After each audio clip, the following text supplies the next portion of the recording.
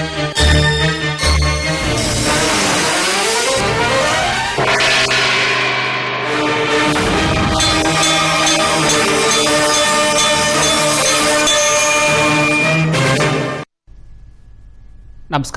ఘంటారావానికి స్వాగతం. ప్రధానాంశాలు. భోగాపురం విమానాశ్రయానికి ఉత్తరాంధ్ర కళలకు రెక్కలు థీమ్. ప్రారంభోత్సవానికి విస్తృత ప్రాచుర్యం కల్పించాలన్న సీఎం.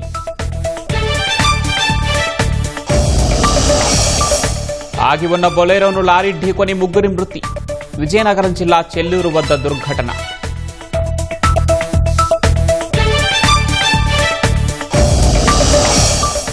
రాష్ట్రంలో నత్తనడకన ఎన్టీఆర్ స్మార్ట్ టౌన్షిప్ పనులు. అధికారుల నిర్లక్ష్యంతో మౌలిక వసతుల కల్పనలో తీవ్ర జాప్యం.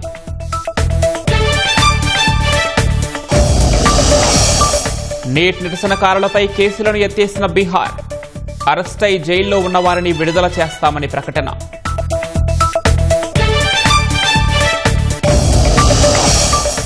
నేటి నుంచి 2 రోజుల పాటు సింహాచలం గిరి ప్రదక్షిణ. భక్తుల రద్దీ దృష్ట్యా కట్టుదిట్టమైన ఏర్పాట్లు.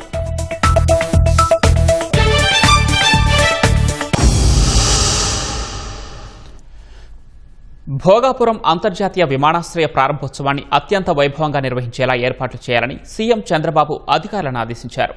అల్లూరి సీతారామరాజు ఎయిర్పోర్ట్ ఉత్తరాంధ్ర ప్రగతిలో కీలక మైలురాయి అవుతుందని సీఎం ఆకాంక్షించారు. ఈ గ్రీన్ఫీల్డ్ ఎయిర్పోర్టు ప్రారంభంతో రాష్ట్ర విమానయాన రంగంలో నూతన శకం ప్రారంభమవుతుందని విశ్వాసం వ్యక్తం చేశారు. ఆగస్టు 1న ప్రధాని మోదీ విమానాశ్రయం టెర్మినల్ ప్రారంభించిన తర్వాత 18,000 కోట్ల రూపాయల విలువైన వివిధ ప్రాజెక్టులకు కూడా శంకుస్థాపనలు, ప్రారంభోత్సవాలు చేయనున్నారు. భోగాపురం అంతర్జాతీయ విమానాశ్రయం ప్రారంభోత్సవ ఏర్పాట్లపై ముఖ్యమంత్రి చంద్రబాబు వీడియో కాన్ఫరెన్స్ ద్వారా ఉన్నత స్థాయి సమీక్ష నిర్వహించారు. ఆధునిక వస్తువులతో రూపుదిద్దుకుంటున్న ఈ విమానాశ్రయం ఉత్తరాంధ్రలో ప్రయాణ సౌకర్యాలతో పాటు ఉపాధి, పర్యాటకం, వాణిజ్య కార్యకలాపాలకు ఊతమిస్తుందని సీఎం ఆకాంక్షించారు.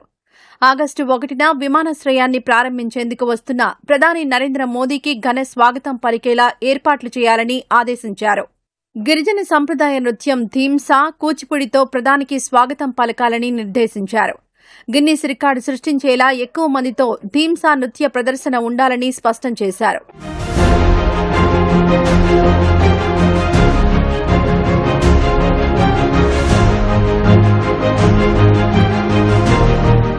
ఉత్తరాంధ్ర కళలకు రెక్కలు థీమ్తో విమానాశ్రయం గురించి ప్రతి ఇంటా చర్చ జరిగేలా విస్తృత ప్రచారం జరగాలని సీఎం ఆదేశించారు.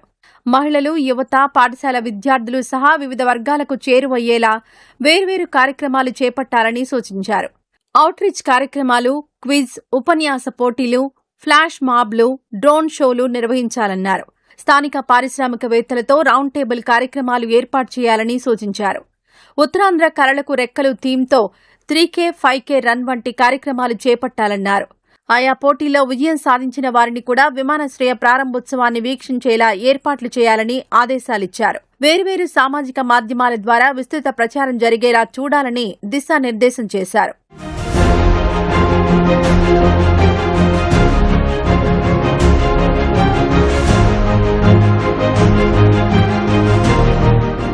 ఆగస్టు 1వ తేదీన ప్రధాని మోడీ పర్యటనకు సంబంధించిన షెడ్యూల్ ఖరారైంది. మొత్తం 2.5 గంటల పాటు భోగాపురం పరిసర ప్రాంతాల్లో ప్రధాని పర్యటించనున్నారు. ఉదయం 10:45 ఢిల్లీ నుంచి ప్రత్యేక విమానంలో నేరుగా అల్లూరి సీతారామరాజు అంతర్జాతీయ విమానాశ్రయానికి చేరుకుంటారు. అక్కడ governor justice Abdul Nazeer, CM Chandrababu ఆయనకు స్వాగతం పలకనున్నారు. 10:58 విమానాశ్రయ ప్రధాన టెర్మినల్ భవనాన్ని ప్రధాని లాంఛనంగా ప్రారంభిస్తారు. తర్వాత గవర్నర్, సీఎంలతో కలిసి టెర్మినల్ లోపల ఏర్పాటు చేసిన అత్యాధునిక సదుపాయాలను, ప్రత్యేక విభాగాలను పరిశీలిస్తారు. అనంతరం బహిరంగ సభా వేదికకు బయలుదేరతారు. ఆ మార్గంలో ప్రధాని ఓపెన్ టాప్ వాహనంలో ప్రయాణిస్తున్నప్పుడు ఇరువైపులా థీమ్సా, కూచిపూడి నృత్య కళాకారులు స్వాగతం పలుకుతారు. 11:30 నుంచి మధ్యాహ్నం 12:55 వరకు బహిరంగ సభలో పాల్గొని ప్రజలను ఉద్దేశించి ప్రసంగిస్తారు. ఈ వేదికపై నుంచే ఏపీ అభివృద్ధికి మైలురాయిగా నిలిచే 18,000 కోట్ల విలువైన ఇంధన, ఉపరితల రవాణా మంత్రిత్వ శాఖలకు సంబంధించిన ప్రాజెక్టులకు ప్రధాని శ్రీకారం చుడతారు. ఈ అధికారిక కార్యక్రమాలన్నీ ముగించుకుని మధ్యాహ్నం 1:10 ప్రధాని భోగాపురం ఎయిర్పోర్ట్ నుంచి ఢిల్లీకి తిరుగు పయనమవుతారు. రేషన్ కార్డుదారులకు తక్కువ ధరలకి నాణ్యమైన నిత్యావసర సరుకులను అందించడానికి రాష్ట్ర ప్రభుత్వం కృషి చేస్తోందని పౌర సరఫరాల శాఖ మంత్రి నాదెండ్ల మనోహర్ అన్నారు. ఢిల్లీ పర్యటనలో ఉన్న మంత్రి national cooperative consumer forum MD Anil జోసెఫ్తో ఎంఓయూ కుదుర్చుకున్నారు. రాష్ట్ర వ్యాప్తంగా రేషన్ డిపోల ద్వారా 1000 మీ మార్ట్లను అందుబాటులోకి తీసుకురానున్నారు. తొలి విడతగా పల్నాడు, గుంటూరు, ఎన్టీఆర్, కృష్ణా జిల్లాలోని రేషన్ దుకాణాల ద్వారా సుమారు 70 రకాల నిత్యావసర వస్తువులను విక్రయించనున్నారు. ఈ నిర్ణయం వల్ల వినియోగదారులకు ప్రయోజనం చేకూరటమే కాకుండా రేషన్ డీలర్లకు ఉపాధి, అదనపు ఆదాయం లభిస్తుందని మంత్రి ఎక్స్లో పోస్ట్ చేశారు. ఆ తర్వాత కేంద్ర పౌర సరఫరాల శాఖ మంత్రి ప్రహ్లాద్ జోషితో మనోహర్ భేటీ అయ్యారు. ఏపీలో పౌర సరఫరాల శాఖ ఆధ్వర్యంలో చేపట్టబోయే అంశాలపై చర్చించారు. కేంద్రం నుంచి రావాల్సిన అనుమతులు, పెండింగ్ నిధులు విడుదల చేయాలని మనోహర్ కోరారు.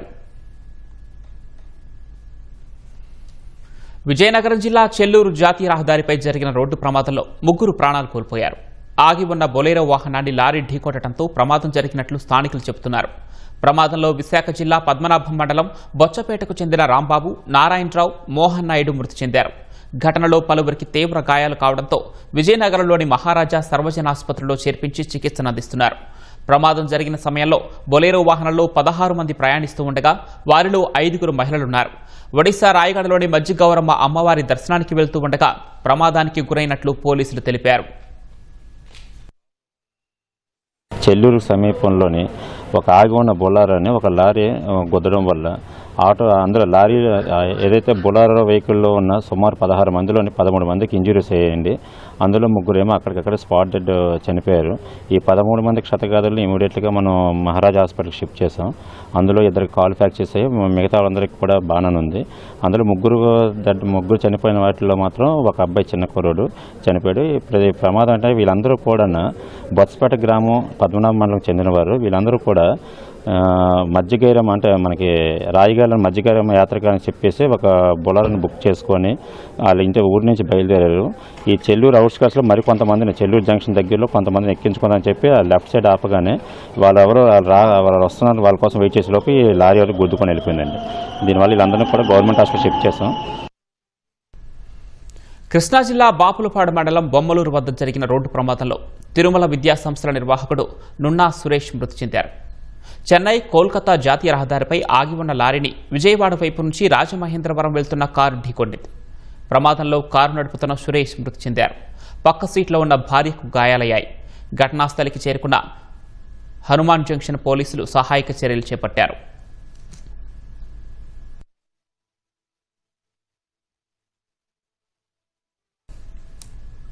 తెలుగు సినీ పరిశ్రమలో తనదైన నటనతో ఎంతో మందిని నవ్వించిన ప్రముఖ క్యారెక్టర్ ఆర్టిస్ట్, సీనియర్ నటి పావలా శ్యామలైక లేరు. గత కొంతకాలంగా తీవ్ర అనారోగ్యంతో బాధపడుతున్న ఆమె హైదరాబాద్లోని ఉస్మానియా ఆసుపత్రిలో చికిత్స పొందుతూ కన్నుమూశారు. అర్ధరాత్రి తీవ్రమైన గుండెపోటు రావడంతో మరణించినట్లు వైద్యులు అధికారికంగా ప్రకటించారు. ప్రస్తుతం ఆమె భౌతిక కాయాన్ని ఆసుపత్రిలోని మార్చురీలో భద్రపరిచారు. కూతురి దీనస్థితి, పావలా శ్యామల గత కొన్నేళ్లుగా తీవ్ర ఆర్థిక ఇబ్బందులు, వృద్ధాప్య సమస్యలతో జీవన పోరాటం సాగిస్తున్నారు. ఆమెతో పాటే ఉన్న ఆమె కుమార్తె కూడా ప్రస్తుతం తీవ్రమైన అనారోగ్య సమస్యలతో బాధపడుతున్నారు. శ్యామల 1951లో గుంటూరు జిల్లా అమరావతిలో జన్మించారు. గణేష్ పాత్రో రచించిన పావలా నాటకంలో నటన ద్వారా పావలా శ్యామలుగా స్థిరపడిపోయారు. 44 ఏళ్లుగా అనేక నాటకాలు, సినిమాలు, టీవీ సీరియళ్లలో నటించారు. బాబాయ్ అబ్బాయి, స్వర్ణకమలం, కర్తవ్యం, దండోరా, మనసంతా నువ్వే, గోలీమార్, బలాదూర్, ఆంధ్రవాలా, వర్షం, బెంగాల్ టైగర్, మత్తు వదలరా వంటి సినిమాల్లో నటించారు. ఒకప్పుడు వెండితెరపై నవ్వులు పూయించిన నటి చివరి రోజుల్లో ఇంతటి దయనీయ స్థితిలో కన్నుమూయటం అభిమానులను తీవ్రంగా కలిచివేస్తోంది.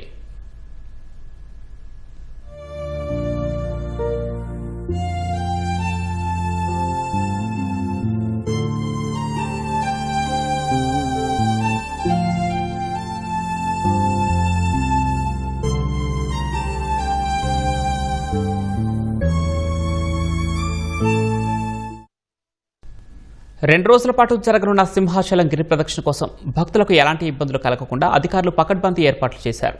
ఆలయ పరిసరాల్లో ఏర్పాట్ల గురించి మా ప్రతినిధి ఆదిత్య పవన్ ప్రత్యక్ష ప్రసారం ద్వారా అందిస్తారు.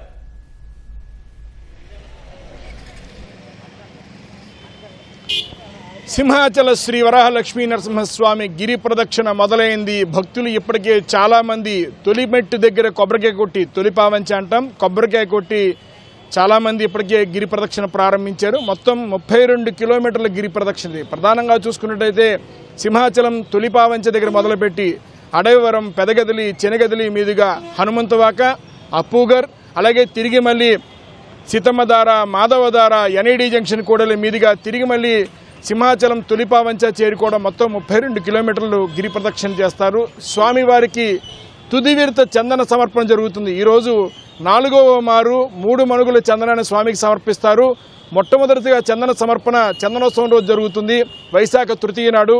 తదుపరి చందన సమర్పణ వైశాఖ పౌర్ణమి నాడు చేస్తారు, మరో 3 మణుగులు. తిరిగి మళ్ళీ జ్యేష్ఠ పౌర్ణమి నాడు మరో 3 మణుగుల చందనాన్ని సమర్పిస్తారు. ఈరోజు తుది విడత 4వ మణుగు చందన సమర్పణ జరుగుతుంది సింహాచల శ్రీ వరాహలక్ష్మీ నరసింహస్వామికి. అందుకే భక్తులంతా కూడా అశేష సంఖ్యలో ఈరోజు గిరి ప్రదక్షిణలో పాల్గొని స్వామికి చందన సమర్పణ, తుది విడత చందన సమర్పణ జరిగే రోజున భక్తితోటి 32 కిలోమీటర్లు ప్రదక్షిణ చేసినట్టయితే అనంత విశ్వాన్ని ప్రదక్షిణ చేసినట్టుగా సమానమని పండితులు చెప్తారు. అలాగే సకల పాపల ప్రక్షాళన, కోరిన కోరికలు తీరుతైనటువంటి ప్రధానమైన అంశంతో ఏటా కూడా భక్తులు పెరుగుతున్నారు. ఈ సంవత్సరం సుమారుగా 7 నుంచి 8 లక్షల మంది భక్తులు వచ్చే అంచనాతోటి జీవీఎంసీ ఏర్పాట్లు చేసింది. ప్రస్తుతం మనతోటి జీవీఎంసీ జోనల్ కమిషనర్ సింహాచలం గారు ఉన్నారు, వారితో మాట్లాడదాం. ఎలాంటి ఏర్పాట్లు చేశారు చందనోత్సవం, ముఖ్యంగా గిరి ప్రదక్షిణ సంబంధించి? అందరికీ నమస్కారం అండి. నేను జోనల్ కమిషనర్ మధురవాడ జోన్. మాకు అదృష్టం ఏంటంటే ఈ సింహాచలం టెంపుల్ మా మధురవాడ జోన్కి రావడం 98వ వార్డు. ముఖ్యంగా 2 ఈవెంట్స్లో అంటే చందనోత్సవం కానివ్వండి, అలాగే గిరి ప్రదక్షిణ, ఇది చాలా ప్రతిష్టాత్మకమైన 2 ఈవెంట్లని మేము జీవీఎంసీ చాలా ఛాలెంజింగ్గా తీసుకుని మా కమిషనర్ గారి ఆధ్వర్యంలో ఇక్కడ శానిటేషన్ కానివ్వండి, వాటర్ కానివ్వండి, అలాగే ఎక్కడికక్కడ టాయిలెట్స్ లేడీస్కి ప్రత్యేకంగా వాళ్ళకి సౌకర్యాలు కేటాయించడం జరిగింది. అనేక చోట్ల వాటర్ బాటిల్స్ అన్నీ కూడా ఏర్పాటు చేయడం జరిగింది. కాబట్టి ఇప్పుడు మన ఈటీ వారు చెప్పినట్టు లాస్ట్ ఇయర్ 5 lakh ప్లస్ భక్తులు వచ్చారు. నవ్వు 7 లక్షల వరకు వస్తారని చెప్పి అంచనా. దానికి తగ్గట్టుగానే ఈ గిరి ప్రదక్షిణ రూట్ ఏదైతే ఉందో అన్ని చోట్ల ఏర్పాట్లు చేయడం జరిగింది. డే అండ్ నైట్ మా అందరికీ షిఫ్ట్ డ్యూటీలు వేయడం జరిగింది. అందరం కూడా అలర్ట్గా ఉన్నాము. ఎవరికి భక్తులకి అసౌకర్యం కలగకుండా అన్ని ఏర్పాట్లు చేయడం జరిగింది సార్. థ్యాంక్ యూ అండి. ఇది మనం ఒకసారి చూడొచ్చు. ఇలాగ ప్రతి చోట మొత్తం 30 సహాయక కేంద్రాలు ఏర్పాటు చేశారు. ఒక కమాండ్ కంట్రోల్ రూమ్ సింహాచలం దగ్గర ఉంటుంది. సింహాచలం కమాండ్ కంట్రోల్ రూమ్ దగ్గర మొత్తం ఎప్పటికప్పుడు పరిస్థితిని సమీక్షిస్తూ ఉంటారు. సుమారుగా ఈ మొత్తం పరిసర ప్రాంతంలో ఉన్నటువంటి అన్ని సీసీ కెమెరాలను కూడా కమాండ్ కంట్రోల్ రూమ్కి అనుసంధానం చేశారు. ఒకసారి మనం చూడొచ్చు, గిరి ప్రదక్షిణ చేస్తున్నటువంటి ప్రధానమైనటువంటి ఎక్కడికక్కడ ఈ విధంగా మొత్తం మ్యాప్లన్నీ కూడా ఏర్పాటు చేశారు. ఏ ప్రాంతంలో ఏ విధంగా కూడా మొత్తం ఈ ప్రదేశం అంతా కూడా మొత్తం తొలిపావంచ దగ్గర మొదలుపెట్టి అడవివరం మీదుగా హనుమంతవాక, ముడసర్లోవ, హనుమంతవాక, అప్పుగారు నుంచి ఈ విధంగా సీతమ్మధార చేరుకుంటారు. సీతమ్మధార, మాధవధార, తిరిగి మళ్ళీ ఎన్ఐడి జంక్షన్, ఎన్ఎస్టీఎల్ గేటు వద్ద నుంచి తిరిగి మళ్ళీ సింహాచలం మెట్టుకు చేరుకోవడం. అంటే మొత్తం 32 కిలోమీటర్లు సింహాచలం ఉన్నటువంటి స్వామి ఉన్నటువంటి ఈ కొండ పరిధి మొత్తం 32 కిలోమీటర్లు మొత్తం ప్రదక్షిణ చేస్తారు. ఇది గిరి ప్రదక్షిణ. ఈ గిరి ప్రదక్షిణకి ఏడాది కూడా భక్తులు గణనీయంగా పెరుగుతున్నారు. గత సంవత్సరం చూసుకుంటే 5 లక్షల సంఖ్య పెంచినటువంటి భక్తులు వచ్చారు. ఈసారి అంతకు మించి భక్తులు వచ్చే అవకాశం ఉంది. అందుకు తగ్గట్టుగా ఏర్పాట్లు చేశారు. మనం చూడొచ్చు, ఇప్పటికే చాలామంది తొలిపావంచ దగ్గర గిరి ప్రదక్షిణ మొదలుపెట్టారు. మధ్యాహ్నం 2 గంటలకు స్వామి యొక్క రథం ప్రారంభమవుతుంది. స్వామి రథం కూడా గిరి ప్రదక్షిణ చేస్తుంది. స్వామి రథంతో భక్తులంతా తమ గిరి ప్రదక్షిణ కొనసాగిస్తారు. మనం చూడొచ్చు, చాలామంది భక్తులు ఇప్పటికే తొలిపావంచ దగ్గర కొబ్బరికాయ కొట్టి గిరి ప్రదక్షిణ ప్రారంభించారు. వారితో మాట్లాడదాం. ఎక్కడి నుంచి వచ్చారమ్మా మీరు? రామచంద్రపురం. ఇదే మొదటిసారమ్మా? 5వ సారి. ఉదయం 6 గంటలకు మొదలు పెట్టా. బాగానే జరుగుతుంది. మేము రామచంద్రపురం నుంచి వచ్చాము. ఇది 3rd టైం. ఎలా ఉంటుందమ్మా గిరి ప్రదక్షిణ? బాగుంటుంది, అన్ని ఫెసిలిటీస్ బాగున్నాయి. ఎలా చేయాలి అసలు గిరి ప్రదక్షిణ? మీరు ఎలా మొదలు పెట్టారు? దైవస్మరణతో అలా చేసుకుంటూ వెళ్తాము. డిపార్ట్మెంట్ వాళ్ళు కూడా మాకు బాగా ఎక్కడికక్కడ కోఆపరేట్ చేస్తూ ఉంటారు. మహేంద్రవాడ అండి, అనపర్తి మండలం మహేంద్రవాడ. 2వ సారి అండి. ఎలా చేసుకున్నావు గిరి ప్రదక్షిణ? ఎలా ప్రారంభించారు? బాగానే అదే కొబ్బరికాయ కొట్టుకొని దేవుడికి ప్రార్థించుకొని మొదలు పెట్టాం. అంతా బాగానే జరిగింది. ఎక్కడి నుంచి వచ్చారు? సార్ సింహాద్రి మన కొండ నుంచి ఎలా మొదలు పెడతారు? గిరి ప్రదక్షిణ ఎలా చేయాలి? ఏ ప్రాంతాలు తిరుగుతారు మీరు? మొత్తం మన ఇక్కడికి సముద్రం దగ్గరికి వెళ్ళి బీచ్లో స్నానం చేసి ఎక్కడ మొదలు పెడతారు? అక్కడ మన తొలిపాము దగ్గర మొదలు పెట్టేసాం ఆల్రెడీ. మొదలుపెట్టి ఇటు నుంచి వస్తున్నాం. Okay sir, thank you. ఎక్కడి నుంచి వచ్చారమ్మా? ఎక్కడి నుంచి వచ్చారు మీరు? శ్రీకాకుళం. ఎలా ఉంది గిరి ప్రదక్షిణ? ఎలా జరుగుతుంది? పర్వాలేదు ఏర్పాట్లు ఎలా ఉన్నాయి? పర్వాలేదు ఏర్పాట్లు అన్నీ సూపర్. ఇది మనం చూడొచ్చు. భక్తులు ఇప్పటికే సుమారుగా సగ దూరం వరకు ప్రయాణం చేశారు. అంటే వీరంతా కూడా తొలిమెట్టు దగ్గర కొబ్బరికాయ కొట్టి ప్రదక్షిణ ప్రారంభం. అమ్మ ఎక్కడి నుంచి వచ్చావు తల్లి? ఇక్కడ రామటాక్స్ ఎలా ఎన్నిసారి ఇదే మొదటిసారా? మూడోసారి. ఎలా చేసుకుంటారు గిరి ప్రదక్షిణ? ఎక్కడ ప్రారంభిస్తారు? ఎలాగా? ఇక్కడ సింహాచలం దగ్గరికే రావాలండి. అక్కడే కొబ్బరికాయ కొట్టి తొలిపావన్ దగ్గరే కొట్టి ప్రారంభం అవ్వాలి. అక్కడి నుంచే వస్తాం. ఎలా చేసుకుంటారు గిరి ప్రదక్షిణ? ఇది ఎన్నోసారి? నేను 5వ సారి, ఆవిడైతే 9వ 10వ సారి. ఎలా చేస్తారమ్మా? ఇలాగే చేస్తున్నామండి ఎప్పుడు ప్రతి సంవత్సరం నడుచుకొని ఏ వెళ్ళిపోయి. ప్రాంతాలు తిరుగుతారమ్మా? ఏ ప్రాంతాల నుంచి వెళ్తుంది గిరి ప్రదక్షిణ? ఎలా మీరు ప్రయాణం చేస్తారు? ఇక ఇలాగండి ఇలా కైలాసగిరి వెనక సైడ్ నుంచి వెళ్తాం. ఎన్నోసారి అమ్మా ఇది? ఇది 9, 10వ సారి అనుకోండి. ఎలా ఎన్నింటికి మొదలు పెడతారు? ఎన్నింటికి పూర్తవుతున్నాం? ఇన్నాళ్ళైతే 3కి మొదలు పెట్టేవారు. ఇప్పుడు తెల్లవారు 6కి వెళ్ళిపోయాము. సగం దూరం వచ్చి. ఎలా ఉందమ్మా ఏర్పాట్లు? ఎలా ఉన్నాయి? బాగున్నాయండి, చాలా బాగున్నాయి. వెరీ వెరీ థ్యాంక్స్ మరి చేసినందుకు. చాలా బాగున్నాయి. ఇది భక్తులు చూడొచ్చు. మనం అంతా కూడా గిరి ప్రదక్షిణ చేస్తున్నారు. ఇప్పటికే సగం దూరం నడిచి వచ్చిన వారు ఉన్నారు. నమస్తే అమ్మా, ఎక్కడి నుంచి వచ్చారు? మాది వైజాగేనండి, ఎంబీపీ కాలనీ. ఇదే మొదటిసారి ఇంతకుముందు చేశారా? 5వ సారి అండి. ఎలా చేసుకుంటారమ్మా? ఎక్కడ ప్రారంభించారు గిరి ప్రదక్షిణ? ఇక్కడ మామూలు సింహాచలం పాదాల కాడికండి. ఎలా ఉందమ్మా? బాగానే ఉంది. ఎలా ఉన్నాయి? బాగానే ఉన్నాయి, అన్ని బాగానే ఉన్నాయండి. ఎక్కడి నుంచి వచ్చారు? మేము కాకినాడ జిల్లా నుంచి వచ్చామండి. ఇదే మొదటిసారా? ఇదే మొదటిసారండి. ఎక్కడ ప్రారంభించారు? అక్కడ శివర్ మెట్లు కూడా ప్రారంభించామండి. చాలా బాగుందండి. ఎలా ఉంది ఏర్పాట్లు? ఎలా ఉన్నాయి? ఏర్పాట్లు చాలా బాగున్నాయండి. అన్ని వాటర్ అన్ని సరిపోయి చాలా బాగున్నాయి. ఓకే. ఇది మనం చూడొచ్చు. భక్తులు పెద్ద సంఖ్యలో గిరి ప్రదక్షిణ చేస్తారు. అమ్మ ఎక్కడి నుంచి వచ్చారు? మేము వైజాగ్ అండి, 7 స్టాఫ్. మేము 12 మంది కలిసి వచ్చాం.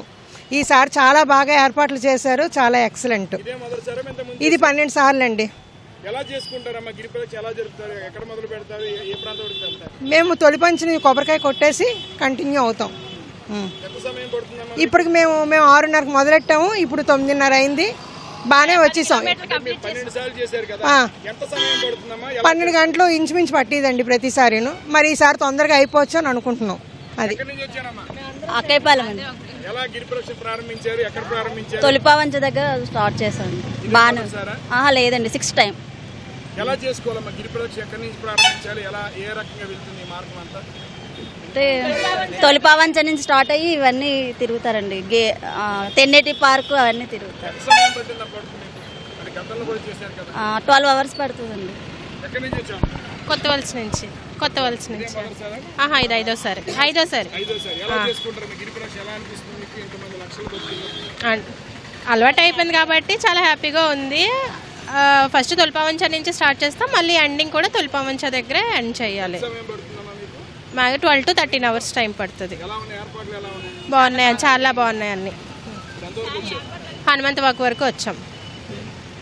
ఇదిగోండి మా బాబు మాట్లాడతాడు. ఎక్కడి నుంచి వచ్చారు? నమస్తే సార్, నేను వేపగుంట నుంచి సార్. గిరి ప్రదక్షిణ కానీ వచ్చి మార్నింగ్ 6 సార్. ఎన్ని కిలోమీటర్లు వచ్చారు? ఇప్పటికి 10 km మేబీ. ఎలా అనిపిస్తుంది ఇంతమంది భక్తులు నడిచి వెళ్ళడం, గిరి ప్రదక్షిణ చేసుకుంటున్నారు? మా ఫ్రెండ్స్తో అందరితో సరదాగా వెళ్ళడం ఆనందంగా ఉంది. నాకు ఇది ఫస్ట్ టైం సార్. అలాగే నా కొడుకు కూడా స్టార్ట్ చేశాడు, వాడు కూడా నడుస్తున్నాడు. హ్యాపీగా వెళ్తున్నాం. ఎక్కడి నుంచి వచ్చేసారు? పశ్చిమ గోదావరి అండి, తణుకండి. ఇదే మొదటిసారి అండి. 32 కిలోమీటర్ల ప్రదక్షిణ అండి. ఇదే మొదటిసారి అండి. నాకు అంతకుముందు తెలియదండి, ఈ మధ్యలో తెలిసింది. సడన్గా ఇంకా బయలుదేరి స్టార్ట్ చేశానండి. ఇప్పుడు 10 కిలోమీటర్ల వరకు పూర్తి చేశానండి. ఇంకా 22 కిలోమీటర్లు ఉంది. ప్రస్తుతానికి 3 గంటలు పట్టిందండి సమయం. 10 గంటలు. వేపకొండ నుండి వచ్చా. చాలా బాగుంది. కోవిల్ దగ్గర మొదలు పెట్టా. 10 km. భక్తులంతా కూడా పెద్ద సంఖ్యలో గిరి ప్రదక్షిణ చేసుకుంటున్నారు. చాలామంది వారి వారి కుటుంబ సభ్యులు, కాలనీలో ఉన్నవారు, వారి స్నేహితులంతా కూడా కలిసి చాలామంది 12 సంవత్సరాల నుంచి చేసిన వాళ్ళు ఉన్నారు. అలాగే ప్రతి సంవత్సరం చేసేవారు ఉన్నారు. అమ్మ ఎక్కడి నుంచి వచ్చారమ్మా? Sivajipalem 3 third time. ఎలా అనిపిస్తుంది? బాగుంటుంది. ఫస్ట్ టైం అయితే ఆఫ్టర్నూన్ బయలుదేరాము, సెకండ్ టైము మార్నింగ్. ఇప్పుడు మార్నింగ్ 7కి అక్కడి నుంచి తోలిపావంచ దగ్గర 7కి బయలుదేరాం. ఒక 10 km నడిచాం. 5 కల్లా అయిపోతుంది. బాగుంటుంది, హ్యాపీగా ఉంటుంది, చక్కగా అసలు అలసట కూడా ఉంటుంది, పర్వాలేదు. కొంచెం కొంచెం రెస్ట్ తీసుకొని వెళ్ళిపోవచ్చు. భక్తులు చూడొచ్చు, వేలాది సంఖ్యలో ఇప్పటికే భక్తులు హనుమంతు ఒక పరిసర ప్రాంతం చేరుకుంటున్నారు. ఎక్కడి నుంచి వచ్చారమ్మా? కేశవారి నుంచి వచ్చామండి. ఇది 2వ తేరండి. అనుకున్నా అవుతుందని వస్తున్నామండి దేవుడి దగ్గర. 6ంటికి మొదలెట్టామండి. ఇప్పుడు 11 కిలోమీటర్లు నడిచామండి. అప్పుడే బాగానే ఉన్నదండి. సరే, పెద్ద సంఖ్యలో భక్తులు ఇప్పటికే కొంతవరకు గిరి ప్రదక్షిణ పూర్తి చేశారు. ఎక్కడి నుంచి వచ్చారమ్మా? మేము గాజువాక నుంచి వచ్చాము. చాలా చాలా బాగుందండి. ఏర్పాట్లు అన్నీ చాలా బాగున్నాయి. అన్నీ మొత్తం ఎక్కడెక్కడ వాటర్ అంతా బాగానే. లేదండి, ఇది 4th టైం. మాకు 8 అవర్స్ 8.5 అవర్స్ అట్లా. ఇది భక్తులు పెద్ద సంఖ్యలో గిరి ప్రదక్షిణలో పాల్గొంటున్నారు. ఈ సంవత్సరం 7 లక్షల మించినటువంటి భక్తులు పాల్గొంటారనే అంచనాతోటి జీవీఎంసీ, పోలీస్, రెవెన్యూ అంతా కూడా సమన్వయంతో అన్ని ఏర్పాట్లు చేసింది. భక్తులు కూడా ఉదయం నుంచి కూడా 5 గంటల నుంచి గిరి ప్రదక్షిణ మొదలుపెట్టారు. మధ్యాహ్నం 2 గంటలకి స్వామివారి రథం గిరి ప్రదక్షిణ ప్రారంభమవుతుంది. కెమెరా పర్సన్ సురేష్తో ఆదిత్య పవన్, విశాఖపట్నం. రాష్ట్రంలో వేలాది మంది ఎదురుచూస్తున్న ఎన్టీఆర్ స్మార్ట్ టౌన్షిప్ల పనులు ఇప్పటికీ నత్తనడకనే సాగుతున్నాయి. పనులు పూర్తయితే దాదాపు 8,000 ప్లాట్లు అందుబాటులోకి వస్తాయి. ప్రభుత్వానికి 1,300 కోట్లకు పైగా ఆదాయం వచ్చే అవకాశం ఉన్నా అధికారుల నిర్లక్ష్యంతో పనులు ముందుకు సాగటం లేదు. రోడ్లు, తాగునీరు, డ్రైనేజీ, విద్యుత్ వంటి మౌలిక సదుపాయాల పనులు పెండింగ్లోనే ఉన్నాయి.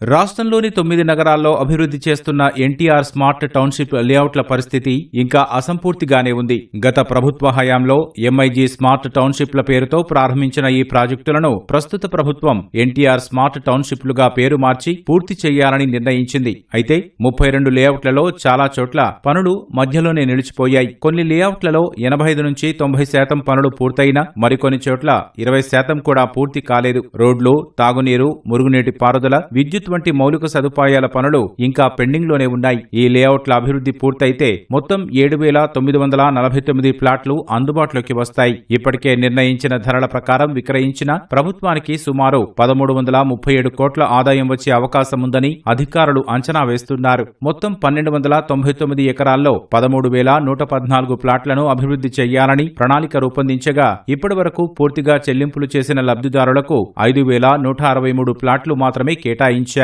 అసంపూర్తిగా ఉన్న మౌలిక సదుపాయాల పనులను పూర్తి చేయడానికి సుమారు 500 కోట్ల నిధులు అవసరమని అధికారులు అంచనా వేస్తున్నారు. విశాఖ, తిరుపతి పట్టణాభివృద్ధి సంస్థల వద్ద నిధుల కొరత లేకపోయినా పనుల్లో ఆశించిన పురోగతి కనిపించడం లేదన్న విమర్శలు వినిపిస్తున్నాయి. ఇక గతంలో దరఖాస్తు చేసి డబ్బులు చెల్లించిన వారి పేర్లను జాబితాల నుంచి తొలగించి ఖాళీ అయ్యే ప్లాట్లను ప్రస్తుతం మార్కెట్ విలువ ఆధారంగా వేలం వెయ్యాలని ప్రభుత్వం యోచిస్తోంది. అయితే లేఅవుట్లలో మౌలిక సదుపాయాల పనులు పూర్తి కాకపోవడంతో ఆ ప్రతిపాదన కూడా ఇంకా అమల్లోకి రాలేదు. ప్రజలు ప్లాట్లు కొనుగోలు చేసేందుకు ఆసక్తి చూపుతున్న నేపథ్యంలో ప్రభుత్వం పెండింగ్లో ఉన్న పనులను వేగంగా పూర్తి చేసి ప్లాట్లను అందుబాటులోకి తీసుకువస్తుందా లేక ఈ ప్రాజెక్టులు మరింత కాలం ఆలస్యమవుతాయా అన్నది వేచి చూడాల్సి ఉంది.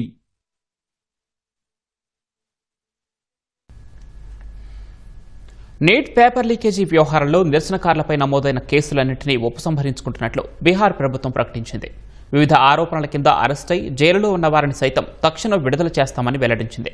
జూలై 26 సాయంత్రం 6 గంటల కంటే ముందు జరిగిన ఆందోళనలు, ఘటనలకు సంబంధించి జారీ చేసిన ఎఫ్ఐఆర్లు, ఫిర్యాదులు, షోకాస్ నోటీసులన్నింటినీ వెనక్కి తీసుకుంటున్నట్లు బీహార్ హోంశాఖ సోమవారం సాయంత్రం అధికారిక ప్రకటన విడుదల చేసింది. అస్సాం కూడా తమ రాష్ట్రంలో నమోదైన 5 కేసులను ఉపసంహరించుకుంటున్నట్లు ప్రకటించింది.